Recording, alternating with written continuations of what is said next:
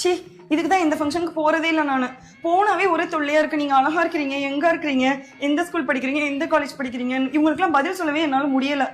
அது மட்டும் கிடையாது, போன வாரம் தெரியும்ல அந்த மாரியம்மன் கோயில கொளுத்துறவங்க ஒரு மஞ்சள் கலர் டப்பா எடுத்துட்டு போனேனே, அப்ப சிக்னலுக்கு ஒதுங்கி ஒரு காலேஜ்ல நின்னுட்டேன். எதுக்கு பிச்சை எடுக்கவா? ஏய் அங்க உள்ளவங்க எல்லாம் என்ன கூட்டிட்டு போயிட்டு நீங்க எந்த டிபார்ட்மெண்ட்டுக்கு நீங்க சீட் வாங்க வந்தீங்க, உங்களுக்கு பிஎஸ்சி வேணுமா இன்ஜினியரிங் வேணுமான்னு கேட்க ஆரம்பிச்சிட்டாங்க.